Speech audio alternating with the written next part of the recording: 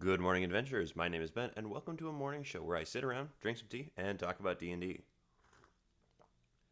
Obviously, I am in a slightly different location today. I was having problems in the other space, so we shifted out here. Hopefully, I'll be able to get back to the other one tomorrow. Anyway, first up in news, the D&D classes survey is still live. Again, I think it'll probably stay live until the end of the month, so please go fill it out if you have ever played, run, or interacted with any of the classes and subclasses from the original Player's Handbook.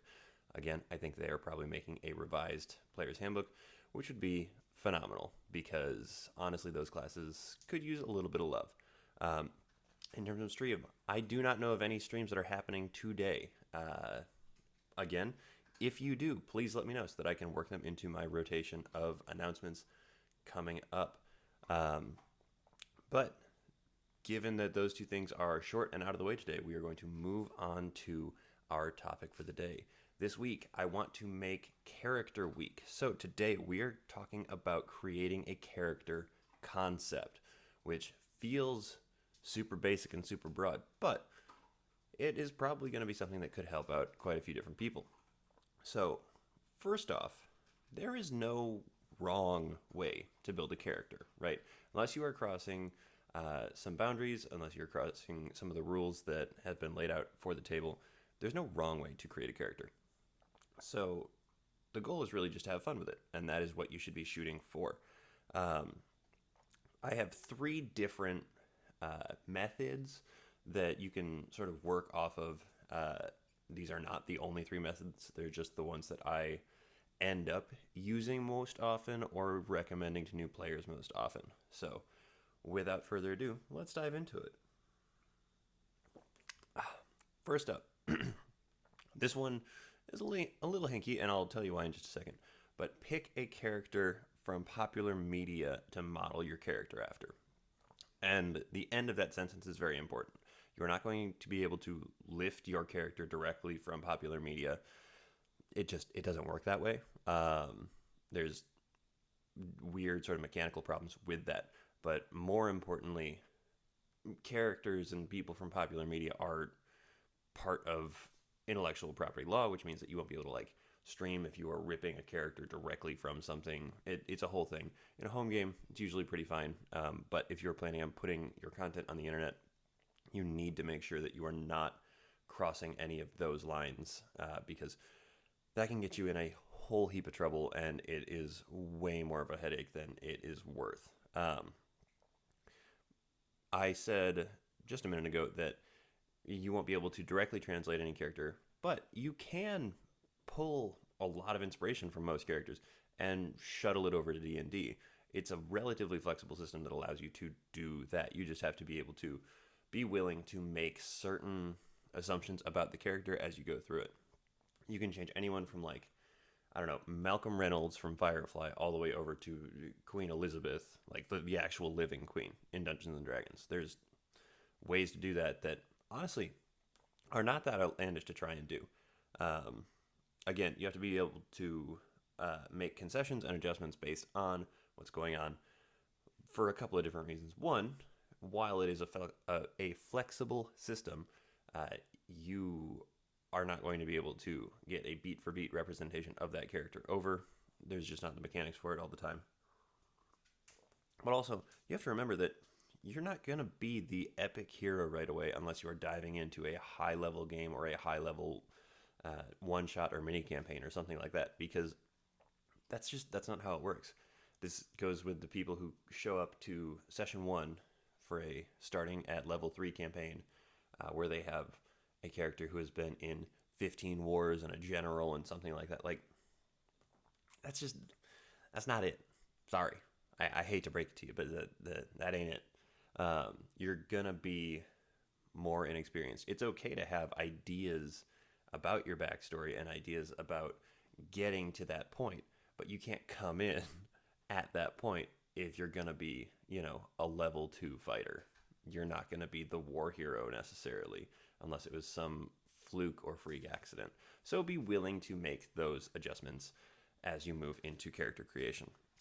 Because the other thing with that is that your character is going to change throughout the story. You can start with the basis for will say uh, Colonel Mustard from the Clue movie, and you're gonna not be Colonel Mustard from the Clue movie almost immediately, but definitely by the end of the game, because that's that's just how it works. It's unless you are operating in the same story as that character was in originally, you will not have the character arc that matches that. There's just no way, because that's the beautiful thing about the game. Characters evolve on their own essentially. There is no way to predict exactly what's going to be happening to them, because short of having the dungeon master give you a plot guide to the game, things are going to surprise you. Things are going to catch you off guard, and things are going to force character development that you didn't realize were going to force character development. The second type of character creation thing that I recommend to people is picking a character archetype. There are hundreds and hundreds of them. They can be broad, they can be specific, they just kind of exist all across media. Archetypes, if you don't know, are concepts or character ideas that have been utilized across many different kinds of popular media and exist to this day because they are good character types as a whole. And I say good, I mean they are helpful and useful. I don't necessarily mean that they are themselves good. Evil necromancer is technically a character archetype and is inherently not good, given that evil is in the name, obviously. Um, so one of the things that I really like about this method is actually something that I'm going to be talking about later in the week, so I'm just going to brush over it right here real quick. Each character archetype will come with a high score and a low score, at least one of each. And that really helps inform roleplay decisions, and it helps you limit your class selection. Because if you are picking an archetype that is going to be, somebody who's going to be the face of the party, somebody who is going to be like steep in charisma, you're maybe not going to want to play a wizard with, bottomed out charisma. It might not be the thing for you. So it does help inform class decision at least a little bit, and you're a little bit more free to roam around and play around with some things than you would be if you were picking a character from popular media. Um, these archetypes can range from like an outlaw to a actor to like a caretaker, almost like a babysitter. I literally just played in a one shot where I played a 52-year-old halfling man who was trying to con people into thinking he was a baby, despite the fact that he had a handlebar mustache, because he was strapped to the chest of a 30-something-year-old Goliath barbarian or Goliath fighter woman who had me in a baby Bjorn. And she was playing a caretaker type of character, and I was playing a con man type character. It lends itself and we could have taken those in totally different directions. Like the limits to where you can push these are boundless, and they do let you have sort of a more independent idea of the character you're trying to get to, as opposed to the picking a character from popular media would. Not that you can't get there with a character from popular media. This one just lends itself better to this idea because you don't have a preconceived notion going into it. The third thing that I recommend to people, I've sort of done these in order from easiest to pick up to most difficult to pick up.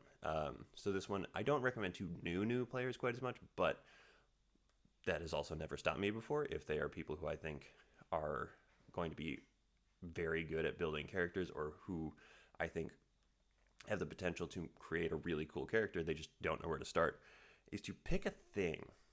And I'll probably talk about this later this week too, but I'm going to go into it here a little bit. Picking a thing for your character. That can be like a vocal tick, that can be your accent, that can be like a physical thing that you do, like if you're at the table and you're like kicked back in your chair waiting around.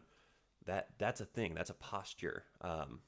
More specifically though, I mean give your character like a thing, like a physical object, because being able to have an object early on is going to help you characterize that character, which sounds redundant, and it kind of is, but that's the way that it is.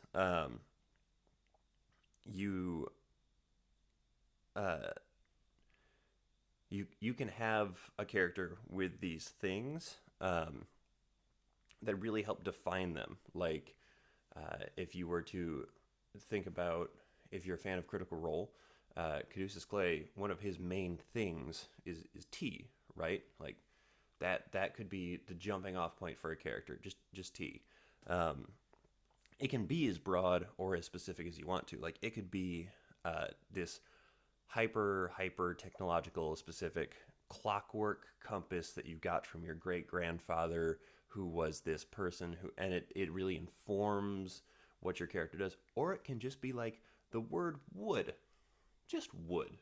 Like a great example there, and the reason that I picked wood is because I actually have an idea for a character that I really want to play that is an artificer that specializes in carpentry and woodwork, but has no idea about metal or mechanics. Like everything that this artificer does is based on wood and organic matter being manipulated to do these things. So it's almost like a biomancer kind of thing.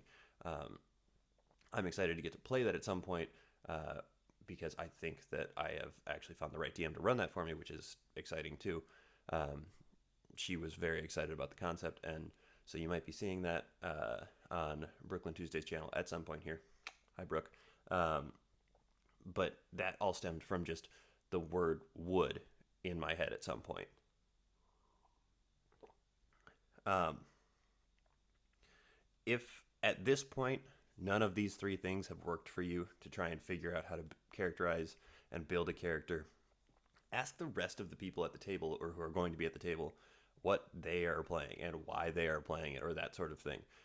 This can be accomplished in a session zero if you're pairing that with like a character creation kind of session, because then you're at least kind of knocking out some of your choices. You know, if you walk in and you've got a wizard, you've got a sorcerer, you've got a warlock, and you've got a specifically like, I don't know, a great old one warlock that's Pact of the Tome, and you've got an Arcana cleric, we'll say, they need some kind of a frontliner there, because while a couple of those can maybe like sort of tank it, they're pretty squishy all around. So you know, barbarian, fighter, ranger, paladin, that sort of thing is going to be a very helpful addition to that party. So party synergy is like kind of a fourth little extra one, but it doesn't really help you build a character concept. But once you've picked a class, you can build off of that to get a character as well. Though I usually find it more enjoyable to start with a concept and work my way out from there. Just because then it makes me play a bunch of different classes. Like my first character I ever played was a quiet, brooding ranger, because that is what I was most comfortable with. That was what I was most familiar with. But, you know, obviously moving forward, I have moved into 52-year-old con man halfling strapped to the chest of a Goliath woman pretending to be her baby. So you can really sort of run the gamut on this one eventually. Um, and I think it's also important to note here that if you don't have a super concrete idea of a character when you come to the table, it's not the end of the world. Like you don't need to have this super deep meaty character there already. In fact, a lot of times that is not particularly helpful for the DM, because that means that they don't have quite as much room to play with the character, and you won't have quite as much room to grow because you've got all of these preconceived ideas. That's definitely not to say show up with nothing, because you definitely have to show up and have plenty of stuff ready and be ready to play this character specifically. But you can also find the character at the table. You can stumble your way into having this amazing character with this, you know, this thing that fills this archetype as a whole. Going back to the example I used earlier, Caduceus Clay. Taliesin made him a caretaker archetype as a whole, but he didn't know that he was going to do the tea thing until he walked into the room, pretty much.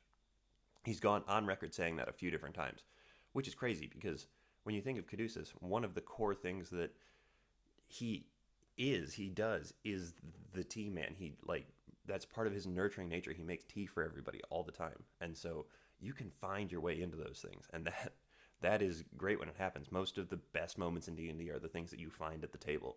So don't be overly concerned or feel terrible if you walk in and you don't have that idea yet. Um, it it's okay. That happens sometimes, and it's not necessarily a bad thing. Um, that is the end of my creating a character concept uh, today because that I ran out of notes on my page. Honestly, that's that's what it is. Again, this entire week is going to be character week, so stick around for more character building tips. Tomorrow, I am going to be doing leaning into your 2 core ability scores too.